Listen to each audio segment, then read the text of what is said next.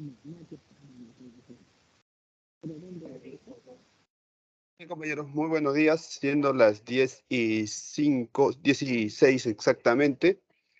Vamos a empezar con la inducción en seguridad y salud en trabajo para todo el personal de CEAPAL que está siendo nuevo, está siendo transferido o está siendo reincorporado. Entonces, esto es una inducción por ley que se tiene que dar a todos los trabajadores bajo esas modalidades o condiciones. Entonces, una vez más, el equipo de seguridad e higiene ocupacional al servicio del personal de CEAPAL en lo que es las capacitaciones y sensibilizaciones, temas de inducción de seguridad y salud en el trabajo. Nuestro objetivo de la inducción en seguridad y salud en el trabajo son aprender de manera general cuál es el sistema de gestión de seguridad y salud de nuestra empresa. Conocer los principales documentos que nos exige la ley, que son nuestros instrumentos de prevención de accidentes o enfermedades ocupacionales. Saber cómo identificar los peligros y cuantificar sus riesgos para tomar las medidas de prevención o control. Y reconocer las principales situaciones de emergencia que podrían ocurrir o generar dentro de la empresa.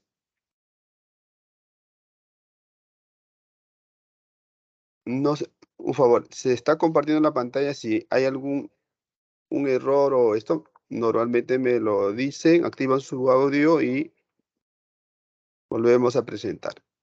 Entonces, esos son los principales objetivos.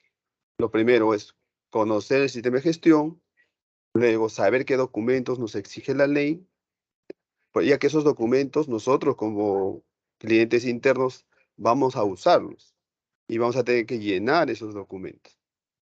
Identificar los peligros en cada puesto o situación de trabajo, se van a presentar peligros y cada peligro tiene sus riesgos. Y estar preparados para las situaciones de emergencia. Para esto, nosotros estamos enmarcados bajo una normativa, que es las normas de seguridad y salud en el trabajo. Primero está la ley madre, la ley en la cual la seguridad y la salud en el trabajo se fundamenta y es la cual manda a todas las normas. Es la ley 29783, que promueve la prevención de riesgos laborales en el país y es la norma principal, como dice, es la norma madre. Ahí ninguna norma podría irse contra, o ningún reglamento, decreto supremo, podría irse contra la ley. Ha sido publicada en el 2016, en octubre. Luego viene algunas normas que se han publicado antes de la ley, pero estas normas se tuvieron que estar alineadas a la ley, ¿no? Entonces, si hubiera habido alguna incongruencia, básicamente por haber sido publicado antes de la ley, tendrían que haber sido modificadas. En este caso, no fueron modificadas porque estaban alineadas a la ley y esta es la norma básica, por ejemplo, de ergonomía, la 375, que regula los temas de los riesgos posturales, por movimientos repetitivos, todo lo que tenga que ver con la ergonomía y el confort del trabajador. Para eso nos establece procedimientos de evaluación y esta ha sido publicada en el 2008. También está el reglamento de protocolos de exámenes médicos, en la cuales todos los trabajadores tenemos la obligación de pasar esos exámenes médicos. Al igual ha sido publicada antes que la ley. Como que nosotros en este tema de la cronología de las normas o reglamentos hemos ido al revés, ¿no? Primero se han publicado ciertas normas, ciertos reglamentos, decretos supremos y después se ha publicado la ley.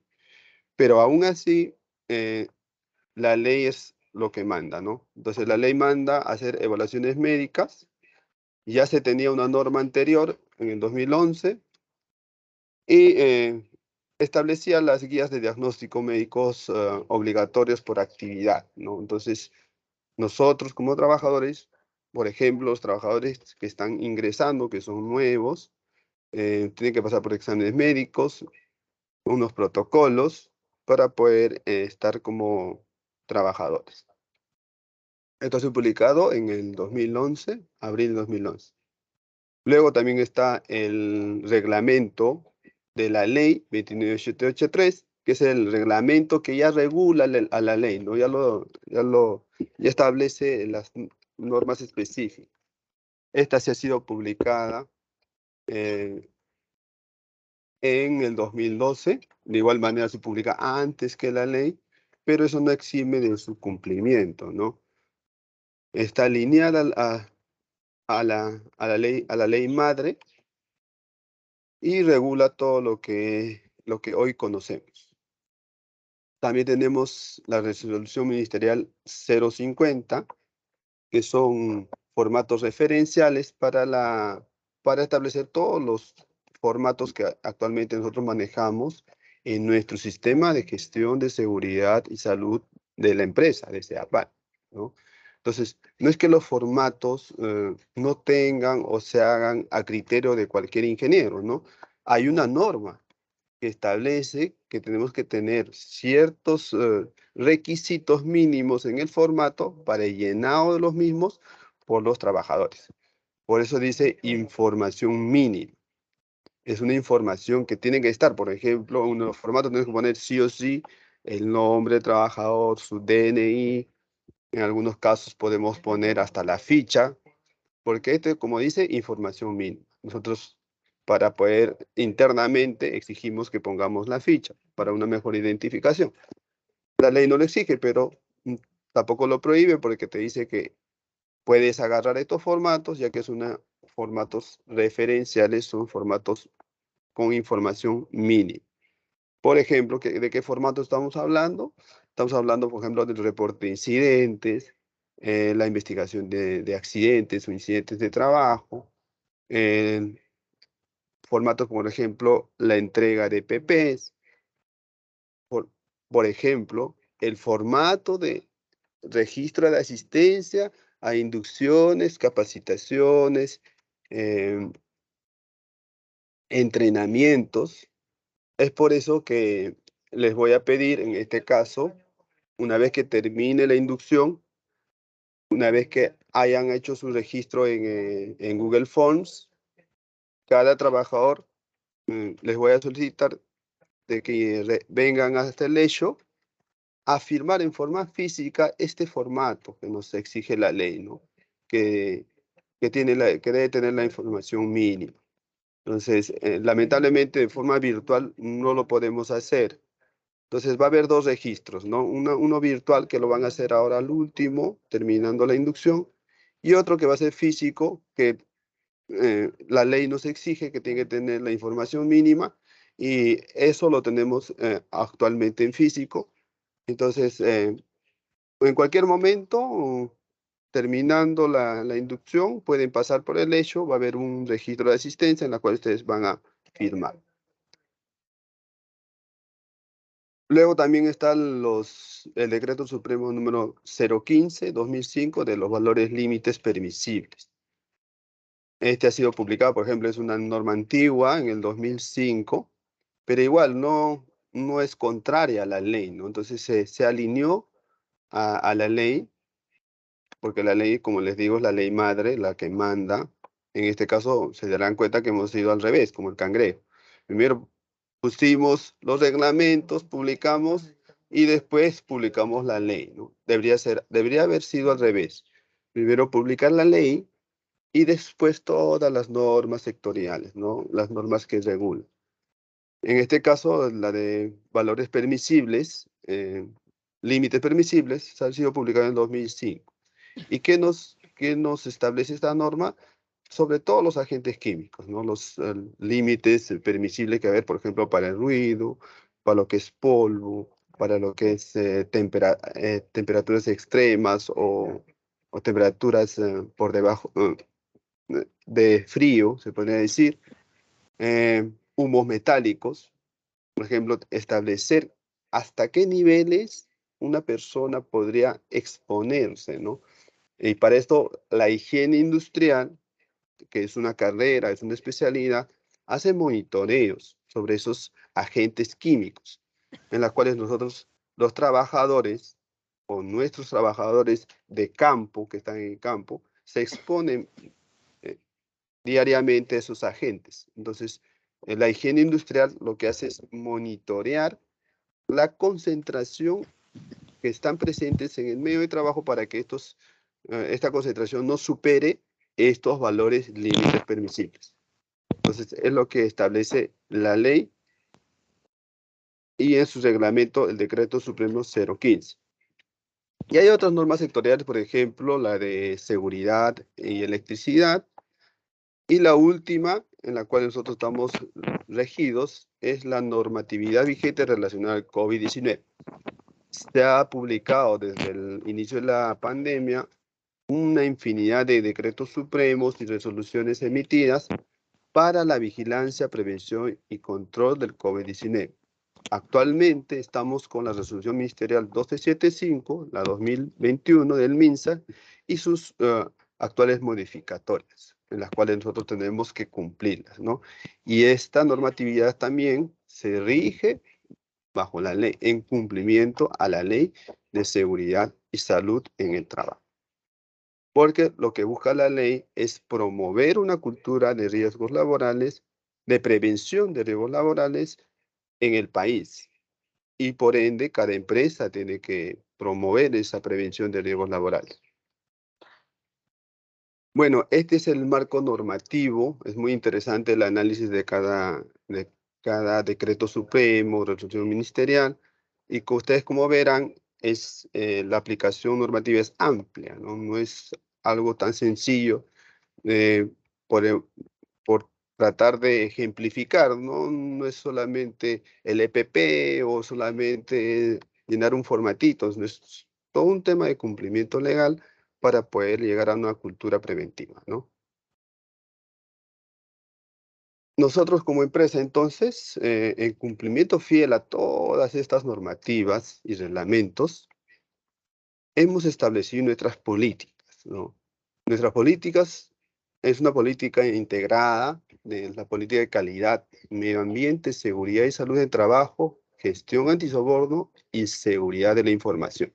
Entonces ahí está establecido dentro de nuestra política integral la política de seguridad y salud en el trabajo, ¿no? En la cual ha sido visada del 2022 de marzo 22 y actualmente vigente, ¿no? Y ha sido refrendada también esto.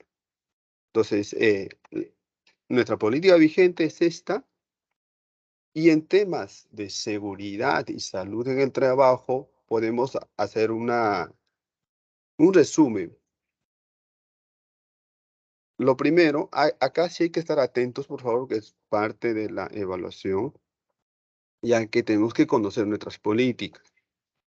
Entonces, eh, estas políticas son avaladas y refrendadas por la alta dirección, en las cuales se comprometen, porque es un compromiso que asume la empresa, mantener condiciones de trabajo seguras y saludables para la protección de los trabajadores, contratistas, proveedores y visitantes.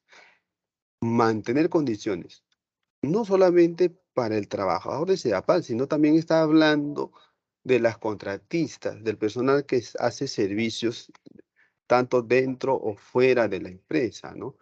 Proveedores y visitantes. Entonces, los visitantes que, que no tienen vínculo laboral con la empresa también tienen que cumplir con nuestras políticas, ya que estas políticas son refrendadas por la alta dirección. Otro compromiso que asume la empresa es de consultar a los trabajadores, no hacer como se podría decir, pedir la opinión al compañero de trabajo sobre temas de seguridad y salud en el trabajo y sus representantes. ¿Cómo se hace la consulta? Mediante el Comité de Seguridad y Salud del Trabajo. Nosotros sabemos que el comité de seguridad es el comité que representa a los trabajadores. Entonces, es el enlace entre la parte trabajadora y la parte empleadora. Entonces, la consulta parte por ahí en cumplimiento como el compromiso de la empresa. Otro compromiso es eliminar los peligros, reducir los riesgos, prevenir lesiones o dolencias y o enfermedades e incidentes que pudieran ocurrir dentro de la empresa en funciones de trabajo, ¿no? Entonces, lo que se busca, lo primero en seguridad es eliminar el peligro. Si no podemos eliminar el peligro, tenemos que controlar. Entonces, eso está refrendado también dentro de los compromisos de la empresa. El cuarto compromiso es el cumplimiento fiel de la normativa legal y de nuestro sistema de gestión de seguridad y salud en el trabajo. Entonces, ya en la anterior diapositiva les expliqué todo el marco normativo, la cual es la seguridad y la salud en el trabajo está, está normada y la empresa también asume ese compromiso de hacer un fiel cumplimiento a toda esa normativa legal, la cual no es poquita. Hemos visto que es bastante, desde la ley y todos los reglamentos que vienen, ¿no? Y también buscar la mejora continua. Otro compromiso en temas de seguridad y salud en el trabajo. Como verán, hablar de mejora continua es hablar de un sistema de gestión en constante cambio, constante mejora. Entonces, y ahí parte de la consulta, ¿no? A los trabajadores. ¿En qué podemos mejorar? ¿Qué podría ser mejor? ¿Cómo podrían ser las capacitaciones, las inducciones o las inspecciones? Muchas veces cuando nosotros vamos a campo a hacer las inspecciones, rellenamos formatitos, hablamos con el trabajador y en las inspecciones podemos encontrar diferentes tipos de trabajadores, ¿no? Desde el trabajador muy comprometido que te da los tips o las mejoras de su área de trabajo, como también hay trabajadores que necesitamos, vamos a necesitar más de su apoyo, ¿no? Más de su compromiso. Entonces, eso es, son nuestras políticas en temas de seguridad y salud en el trabajo, la cual está avalada por nuestra alta dirección, por nuestra empresa. Entonces, esta pantallita es muy importante y hay que grabárnoslas en nuestra mente, ¿no? Siempre que diga importante, esto es importante, preste mucha atención ya que es parte de responder las preguntas. También, como parte de nuestro sistema de gestión de seguridad, nosotros tenemos un reglamento interno de seguridad y salud en el trabajo, que lo exige la ley y el reglamento de seguridad y salud en el trabajo. La ley te exige toda empresa, todo trabajo de elaborar su propio reglamento interno de seguridad y salud para regular todas las normas o estándares de seguridad de la empresa. Nosotros tenemos nuestro RIS, que en forma abreviada se llama RIS. El otro reglamento es el RIT. Son dos reglamentos, ¿no? El RIT, el Reglamento Interno de Trabajo, y el RIS, el Reglamento Interno de Seguridad y Salud en el Trabajo.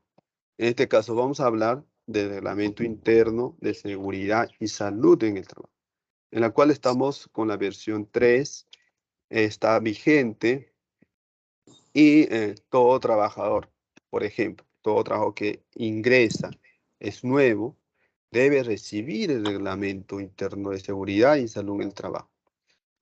Y nosotros, nuestro aval como empresa, es que hay un formatito al final de la hoja, rompe esa hojita y firma acreditando que está recibiendo el reglamento interno de seguridad y salud en el trabajo.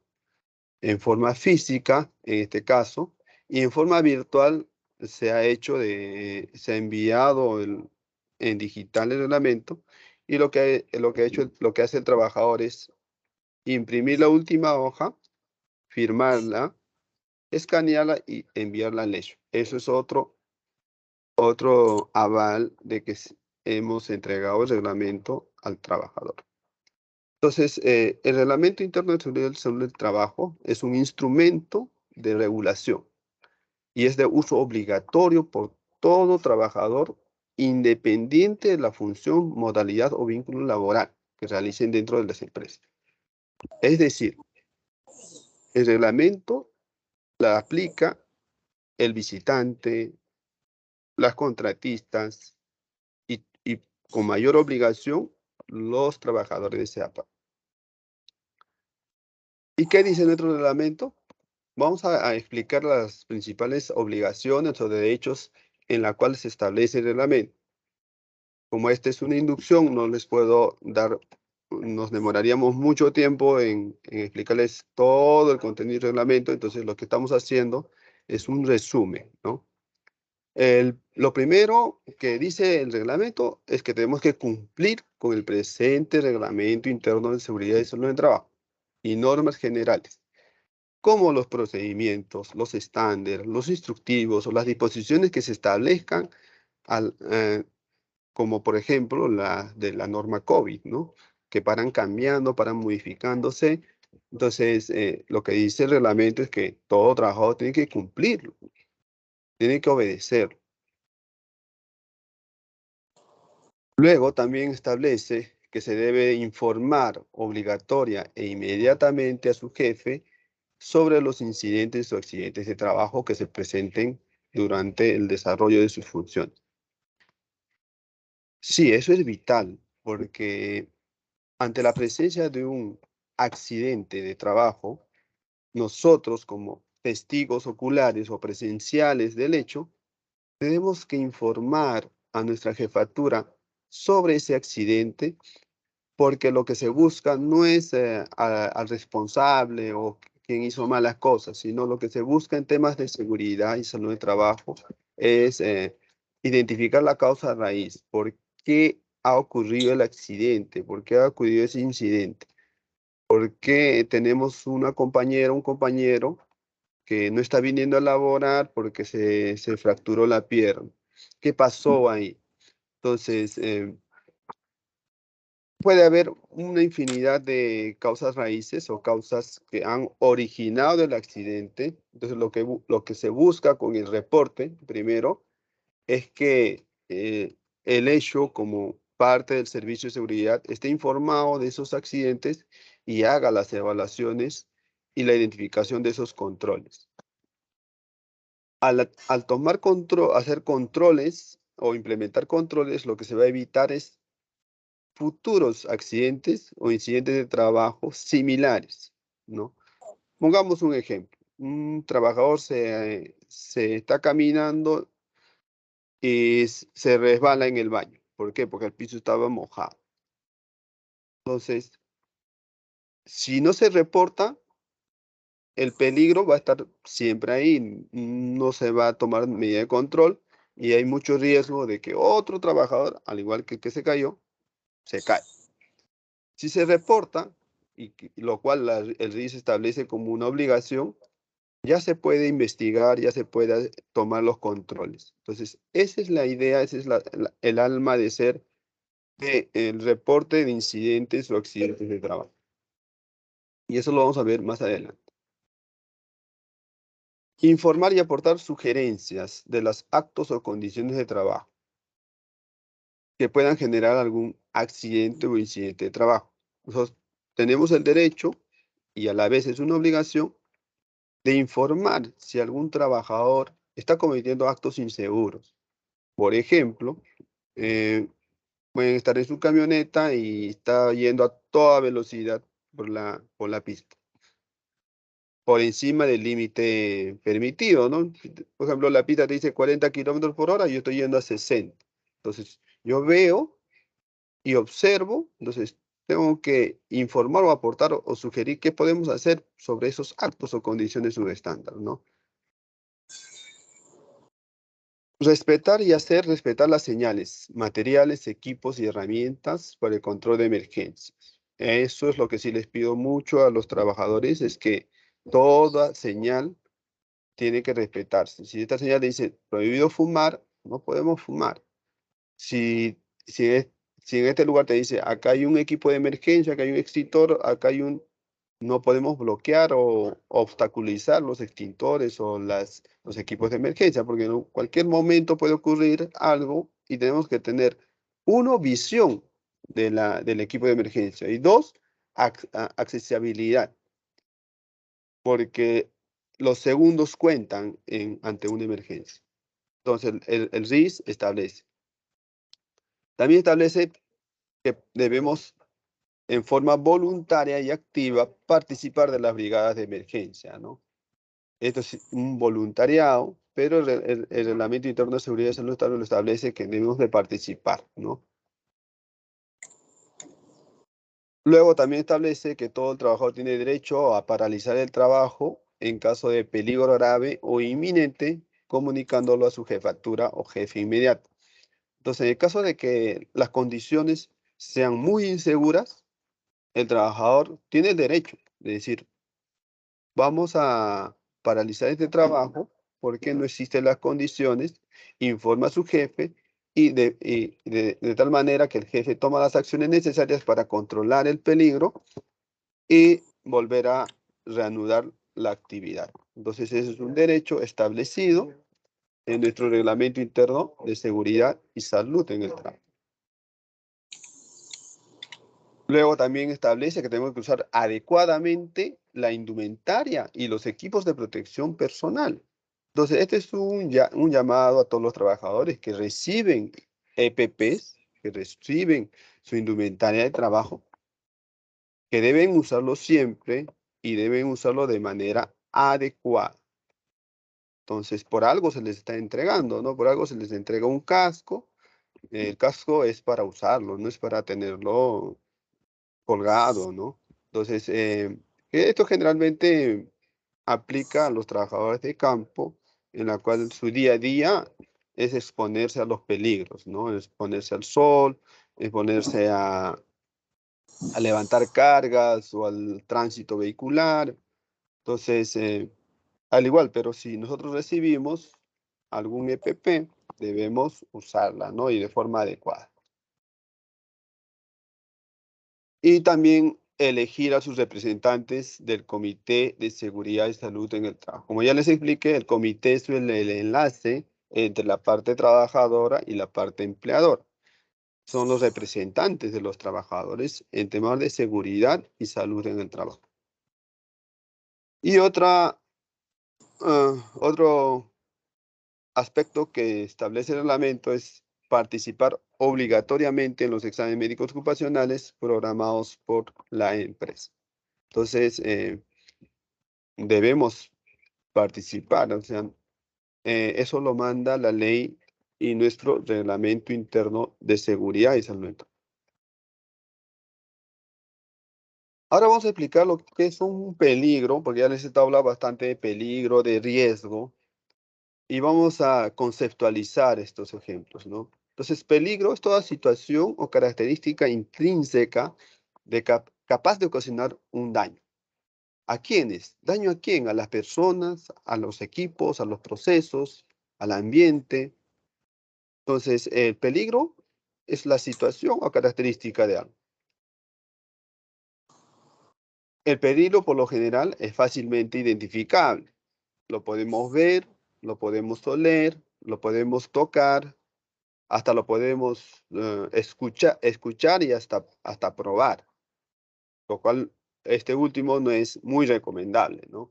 Eh, Oír, lo escuchamos.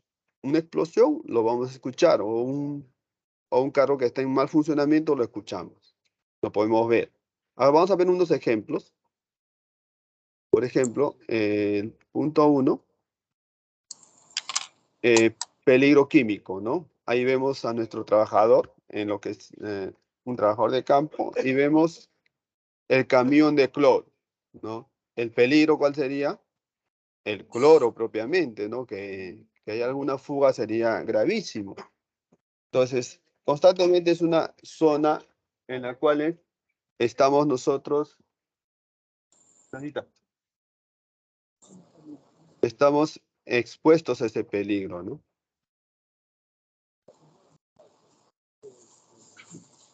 Un ratito, por favor. Ya.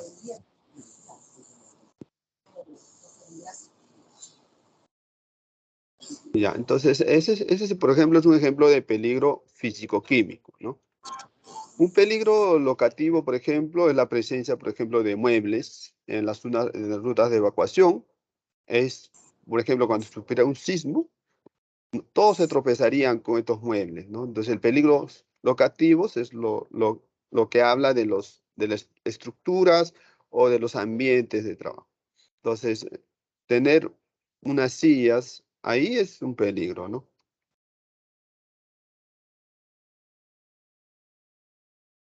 Van a disculpar, tengo algunos problemas de edición de la presentación, pero vamos a pasarlas poquito a poquito. Entonces, y ahora el riesgo es la probabilidad que tiene un peligro de que se materialice algún daño en los trabajadores, equipos o ambientes de trabajo. Hablar de peligro es una cosa, hablar de riesgo es otra cosa, pero ambos están asociados, ya que un riesgo alto podría ocasionar algún daño a algún trabajador o de que el accidente o la enfermedad se produzca, ¿no?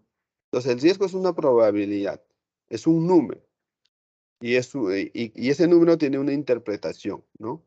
Cada peligro tiene su riesgo. Por ejemplo, el riesgo podríamos decir qué tan peligroso o no es un peligro. Esa sería la conceptualización de un riesgo.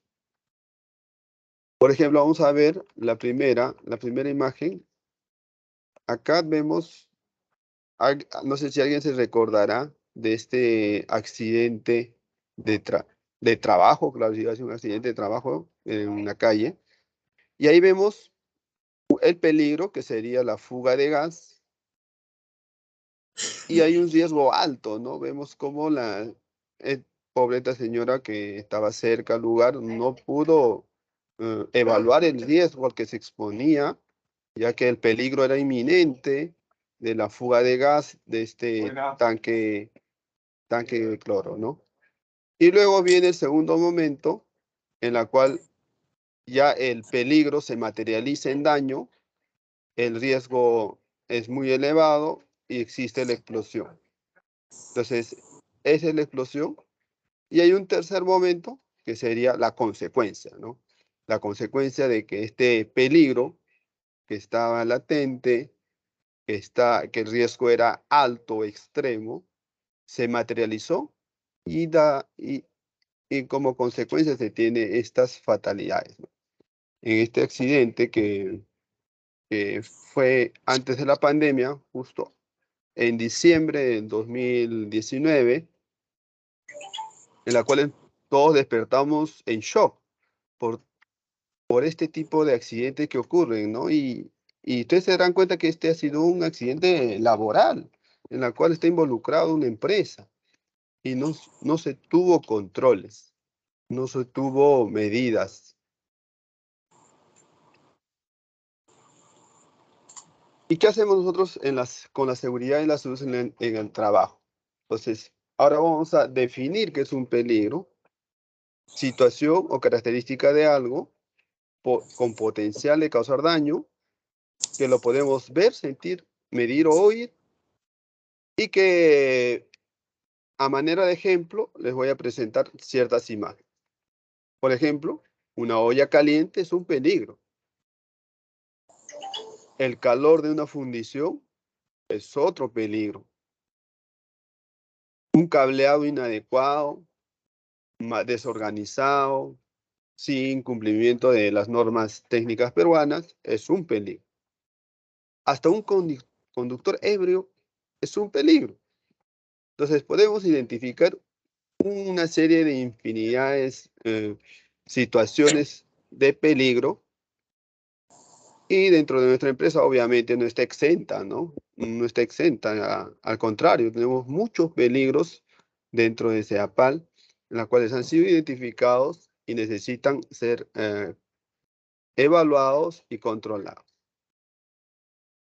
Y el riesgo, como decía, es la probabilidad de ocurrencia de un evento, de que ese evento se materialice y se convierta en daño, el riesgo se mide y se evalúa.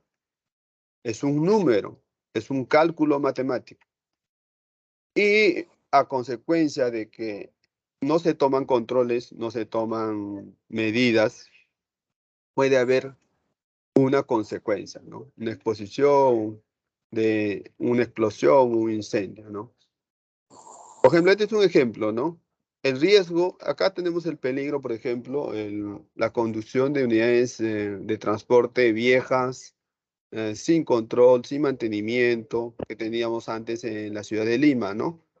Y que transitaban, y que actualmente siguen transitando, pero este es un bus antiguo que ya no se ve.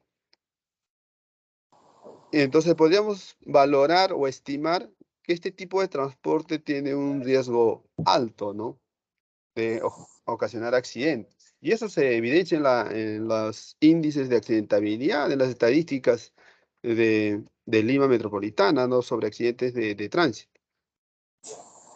En comparación al nuevo transporte, que en este caso sí vemos que hay una organización, hay mantenimiento, se estableció unas rutas de transporte, etcétera, ¿no? Entonces, esto es a manera de ejemplificar entre lo que es riesgo alto y lo que es riesgo bajo, ¿no? Ahora, nosotros como empresa tenemos la SCTP-R, la 001, que es el procedimiento de identificación de peligros, evaluación y determinación de controles. Y como tenemos peligros desde los químicos, biológicos, locativos, mecánicos, físico-químicos, eléctricos, y podemos hablar de una infinidad de peligros y ejemplos, ¿no? ¿Y cómo se calcula el riesgo? Se calcula por la severidad y la probabilidad. ¿Qué tan severo podría ocurrir ese evento y qué tan probable es que ocurra ese evento? Entonces es una multiplicación, probabilidad por severidad. Y acá vemos, ¿no? Dos ejemplos de probabilidad y severidad, en la cuales, en este caso, vemos que haciendo la evaluación del riesgo, de probabilidad de que ocurra este evento y la severidad que podría ocurrir. Una severidad altísima, porque si hay fuga de gas cloro, probablemente el trabajador muera si está cerca, ¿no? O aspire el cloro, que es venenoso. Entonces, esto nos da un riesgo clase E, que sería muy grave. Aplicando controles, aplicando el tema de identificar peligros y evaluar riesgos, nos va a ayudar a controlar el riesgo de ese peligro. Por ejemplo, vemos acá ya un ambiente organizado, ordenado, los tanques son nuevos, no hay fuga de gas, se verifica todo, que esté en buenas condiciones y la probabilidad probablemente baje a un nivel de clase B aceptable. Entonces, esa es la interpretación matemática del riesgo, ¿no? Eh, Nos da una puntuación entre 20 y 36. Como les digo, el riesgo es un número y ese número tiene una interpretación, que es clase B aceptable. Y para poder llegar a pasar de esta clase E, que es inaceptable, a la clase B, que es aceptable, tenemos que adoptar controles. Para eso, la ingeniería de seguridad y salud en el trabajo nos explica que en la implementación de controles tiene una jerarquía. La jerarquía es la implementación, por ejemplo, lo primero que recomienda es eliminar el peligro. Una vez, si nosotros eliminamos el peligro, eliminamos todo. Entonces, pero eso es lo más difícil, ¿no? Quitar el peligro es como dejarnos sin nada, dejarlo, por ejemplo, sin insumos. No podemos quitar el cloro, por ejemplo, no podemos eliminar el cloro, porque es un insumo primordial para lo que es el tratamiento de agua, ¿no? Podemos, después te dice, si no puedes eliminar, tienes que sustituir. Y si no puedes sustituir, tienes que aplicar controles de ingeniería. Controles de ingeniería como cuáles, como medición del agente presente, establecer controles de gases o sistemas de ventilación. Si no puedes aplicar control de ingeniería, aplica señalización y advertencia. Y finalmente, si es que no puedes, si tus instructivos, has aplicado instructivos, procedimientos, métodos de trabajo, usa tu última barrera de protección, que es los EPPs o los EPC, que son los equipos de protección personal y los equipos de protección colectiva. Entonces, esa sería la jerarquía de controles. Y como recomendación les digo que la ingeniería en seguridad, la última barrera, la última opción son los EPPs. Entonces, lo primero que tenemos que hacer es primero la eliminación, luego la sustitución, controles de ingeniería, señalización de advertencia y EPP y o EPC. Finalmente, cada equipo va a tener su IPER, que es la matriz de identificación de peligros y evaluación de riesgos y determinación de controles. Todo lo que les expliqué anteriormente se aterriza en un documento denominado matriz IPER, en la cual se identifica cada peligro, se evalúa y se tiene finalmente su nivel de riesgo, ¿no? En este caso, por ejemplo, es nivel de riesgo 21, clase B. Y que hemos dicho que era la clase B en un clase aceptable. Si tuviéramos un clase C o E o D, ya sería uno inaceptable, ¿no? Entonces vemos acá que tenemos clase B. Entonces lo más importante acá es que ustedes puedan leer la matriz, entiendan de qué se trata, ya que ustedes como trabajadores a la final son los que van a interpretar su matriz y son los que se exponen a los peligros que ustedes identifican en su matriz de riesgo. Luego pasamos al reporte de accidentes e incidentes de trabajo. De manera rápida vamos a definir qué es un incidente y qué es un accidente de trabajo. Un incidente de trabajo es un suceso inesperado, repentino, no deseado, que ocurre en el trabajo o con ocasión del trabajo y que pudo, por circunstancias de la vida, o podría decir por segundos o milésimas de segundos, no causó daño personal al trabajador. Los incidentes no tienen clasificación, porque como no ocasiona daño a la persona, no podemos decir que ha sido un incidente con daño bajo o alto. Simplemente no hay clasificación porque no hay daño. Entonces, un incidente es algo no deseado, repentino, que sucede en el trabajo o con ocasión en el trabajo. Por ejemplo, la primera imagen tenemos, ese no podría calificar como un incidente, ¿no? Ya, porque ya vemos que el trabajador está golpeando con el palo a su compañero. En la segunda imagen sí podríamos decir que sí es un incidente porque vemos que la caja cae justo en el momento que el trabajador está pasando, ¿no? No le ocurre daño al trabajador. Y es importante investigar los incidentes y accidentes de trabajo, nos va a ayudar a prevenir o minimizar el daño. Entonces, eso es referente a los incidentes. Ahora, ¿qué es un accidente de trabajo?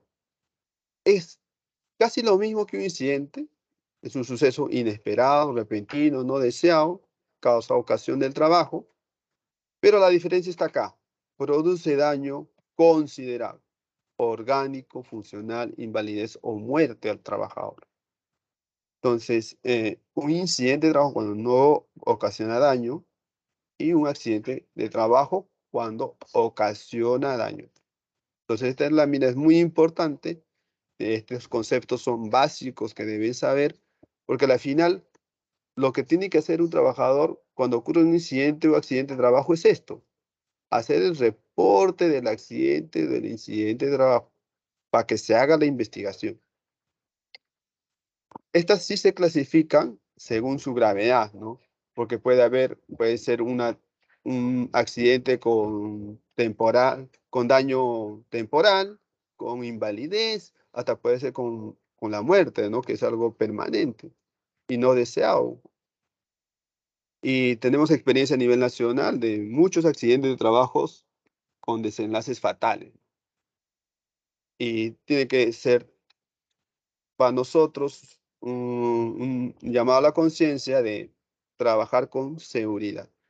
Acá tenemos un ejemplo, acá tenemos un ejemplo en el cual un trabajador está descargando un palet y ocurre el accidente, ¿no?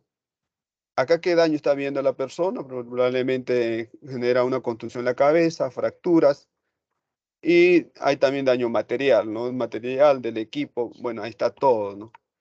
Y se genera daño. Entonces, esa es la diferencia entre incidente y accidente de trabajo.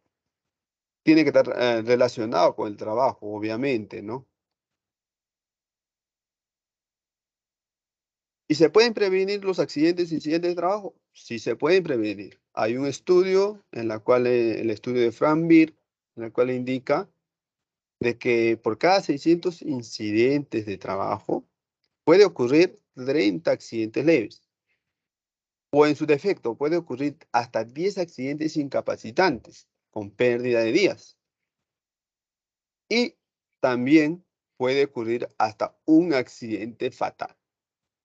Entonces, este es un estudio que se ha hecho de un investigador en el cual ha hecho varios análisis de trabajo en una empresa por varios años, en la cual ha logrado relacionar el- la cantidad de incidentes que ocurren por accidentes fatales.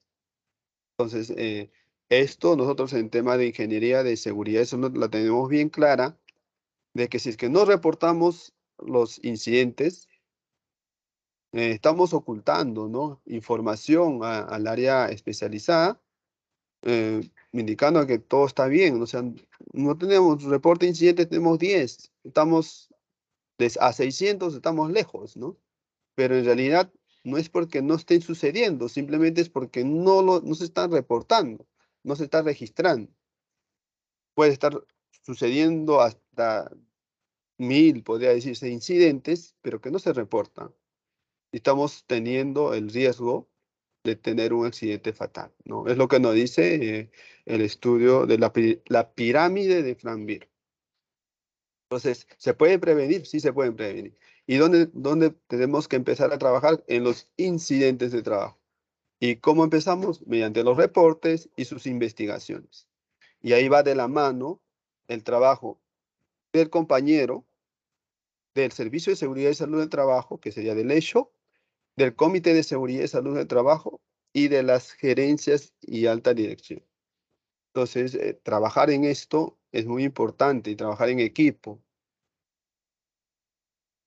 Luego también tenemos cómo podemos prevenir los incidentes mediante también nuestros procedimientos, implementar procedimientos, especialmente para esos procedimientos de trabajos de alto riesgo. Son los trabajos en los cuales el riesgo o la probabilidad de ocurrencia de un accidente es altísimo, ¿no? Donde se tiene que tomar medidas de control fuertes. Nosotros en CEAPAL tenemos, por ejemplo, trabajos en altura, tenemos trabajos en excavaciones, trabajos eléctricos, en izaje de cargas, MATPEL, que significa materiales peligrosos, hablamos cloro, por ejemplo, trabajos en caliente y en espacios confinados. Todos estos son denominados trabajos de alto riesgo. Esta lámina es muy importante para poder definir eh, o responder la pregunta. Entonces, ¿y qué hacemos para estos trabajos de alto riesgo? Tenemos que estandarizarlos, tenemos que ponerlos en procedimientos, tenemos que establecer permisos correspondientes. O sea, si alguien va a hacer un trabajo, por ejemplo, eléctrico, no cualquier persona podría hacerlo, ¿no?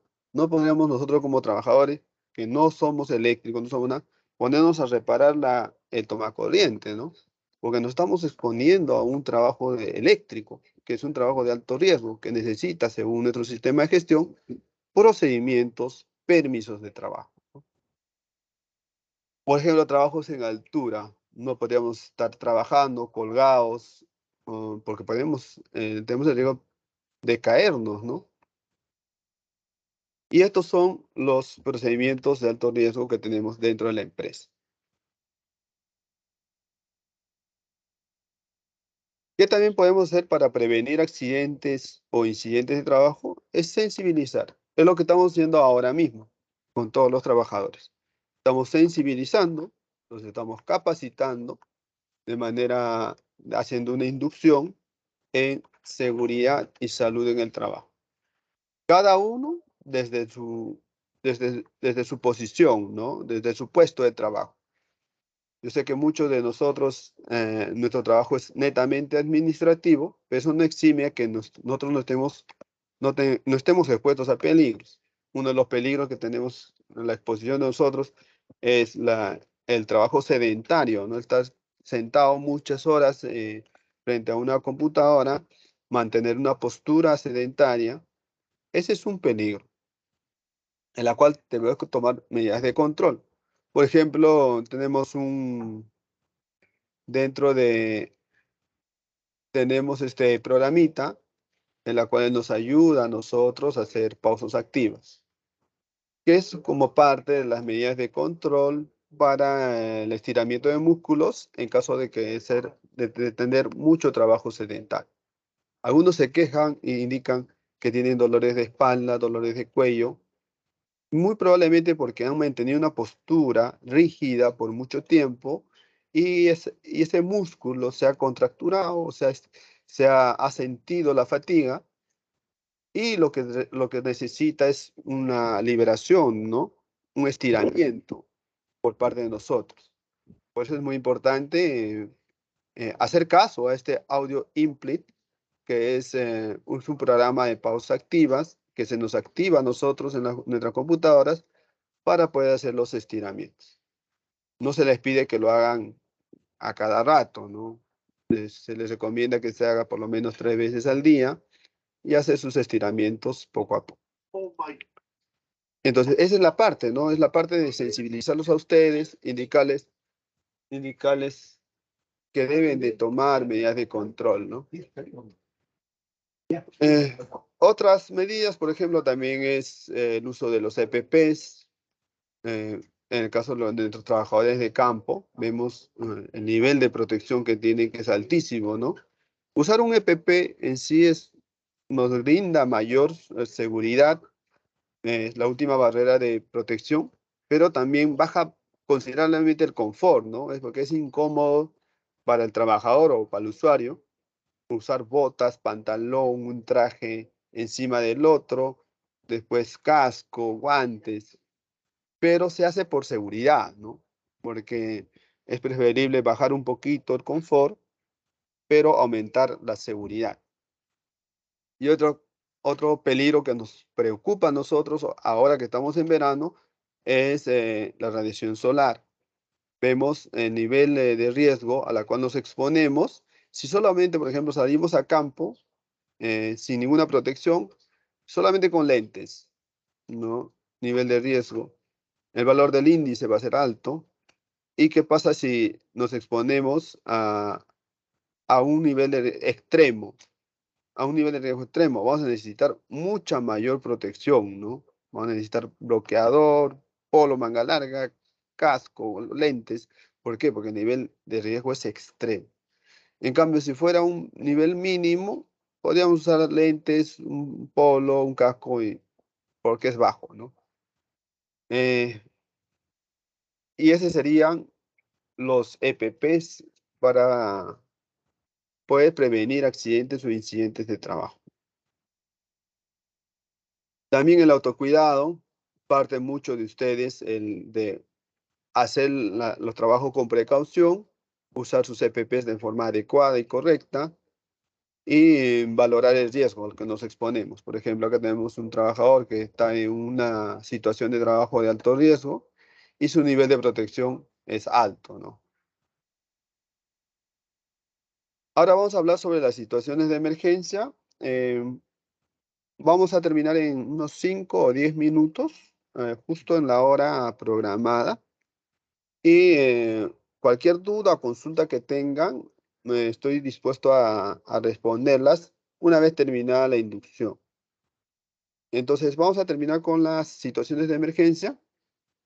Dentro de la empresa, como SEAPAL, nosotros tenemos, ¿qué podemos hacer frente a una situación de emergencia?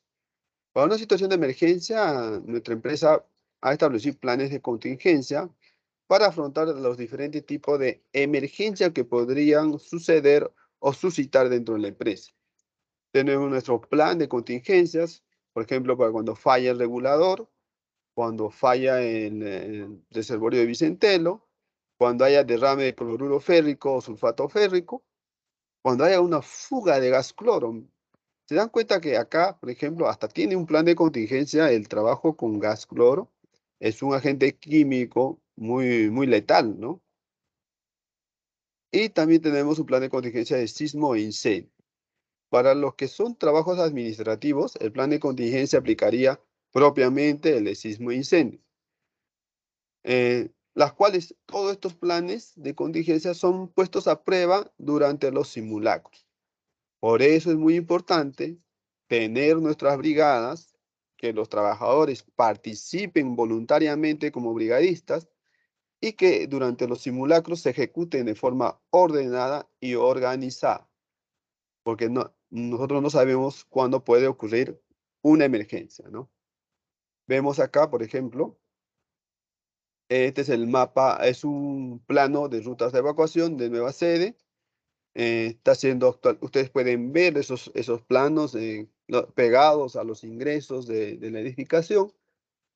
Y actualmente estamos en proceso de mejora o de actualización de los planos de rutas de evacuación, ¿no?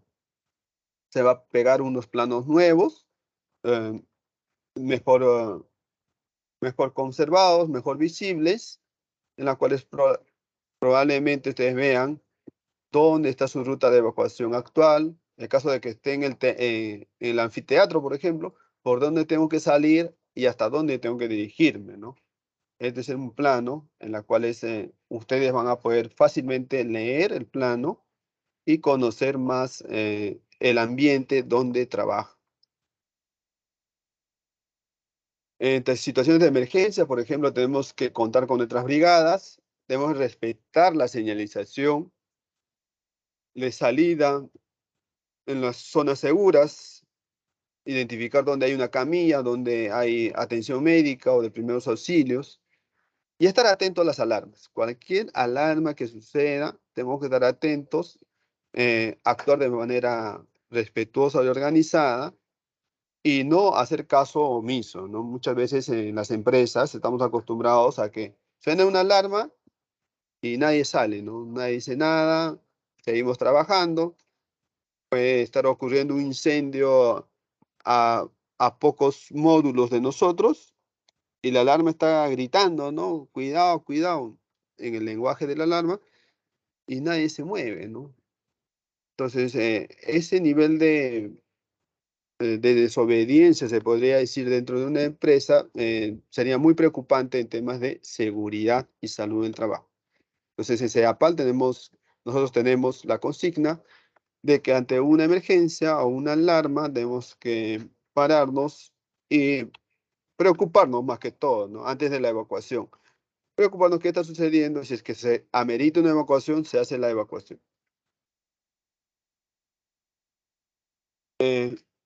Ante una situación de emergencia tenemos que mantener la calma, eso es lo primero. Ya en los últimos años hemos tenido ciertos sismos o movimientos telúricos en la cuales nosotros hemos estado haciendo prácticas con simulacros y ya sabemos que lo primero que tenemos que hacer es mantener la calma, organizarnos, los brigadistas cumplir su función y sus roles, evacuar, salir del ambiente de trabajo, ubicarnos en un punto de reunión externo y esperar a la comunicación de los brigadistas. En el caso de los brigadistas, indiquen que no se puede ingresar, todavía no se puede ingresar hasta el momento que se autorice. Y tenemos que mantener la calma. Entonces, y paciencia, por favor, porque ante una situación de emergencia, primero lo que se tiene que hacer es evaluar las condiciones de trabajo. Participar en simulacros es muy importante, va a ayudarnos a actuar o prevenir ante situaciones de emergencia. Cosa que si fuera lo contrario, no haríamos simulacros, no haríamos entrenamientos. Al momento de una emergencia, no sabríamos qué hacer.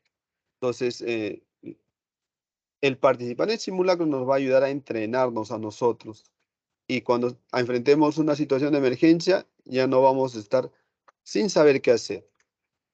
Entonces, esa es la función el objetivo de un simulacro. Y finalmente, el Comité de Seguridad y Salud en el Trabajo. Como les decía, el Comité de Seguridad y Salud del Trabajo es un comité que es la representación entre la parte empleadora y la parte trabajadora. Entonces, en SEDAPAL contamos como un comité central, es un comité general, y tenemos 15 subcomités. Cada subcomité representa, por ejemplo, una zona. Un subcomité para un centro de servicios, otro subcomité para nueva sede, otro subcomité, por ejemplo, para las PETARS, y así. Hay 15 subcomités. Y los subcomités reportan al comité central. La ley manda que los trabajadores tienen el derecho, y eso también está establecido en el RIS, de que a elegir a sus representantes de la parte trabajadora.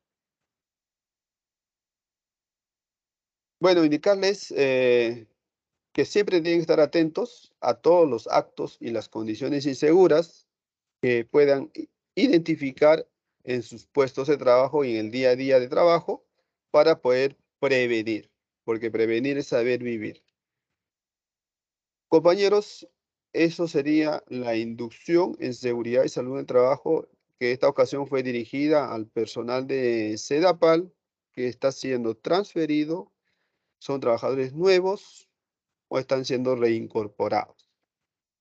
Como les indicaba, eh, hay un Google Forms en la cual tenemos que ir rellenar y está